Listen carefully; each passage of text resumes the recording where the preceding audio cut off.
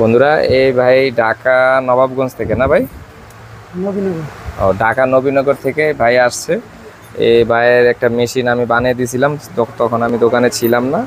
একটু ফল্ট হয়েছে, ভাইয়ের মনের মতন হয় নাই, মানে ভাইয়ের আর একটু বেশি চাহিদা, এই জন্য আমরা আলাদাভাবে মেশিনটাকে বানিয়ে দিয়েছি। ভাই বলেন আপনি কি সমস্যা?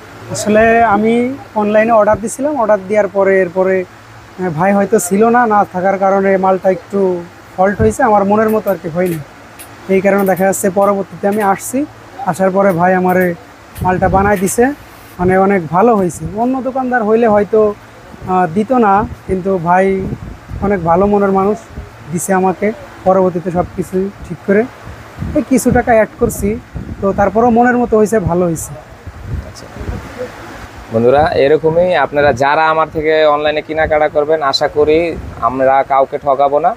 আর যদি কোনো সমস্যা হতেই পারে ভাই, ভালো খারাপ সব কিছুর ভিতরে আছে। আর আমাদের ভিতরেও যে খারাপ হবে না এরকম কিছু কথা না, ভালো খারাপ মিলিয়ে সব কিছু। হয়তো কেউ কারো মনের মতো যদি কোনো জিনিস না হয়, আমাদের থেকে চেঞ্জ করে নিতে পারবেন, সমস্যা নেই। আমাদের মাল, ওই ভাই মালটা দিছে, আমরা ওইটা রিটার্ন রেখে দিছি, রাইখা আবার বাইরে যেভাবে যেভাবে বলছে আমরা সেভাবে আবার করে দিছি। হয়তো কিছু টাকা অ্যাড হয়েছে, আরও ভালো কিছু করে দিছি। সবাই ভালো থাকবেন, সুস্থ থাকবেন, এভাবে আমরা ব্যবসা করব, আমাদের পাশে থাকবেন। ধন্যবাদ সবাইকে।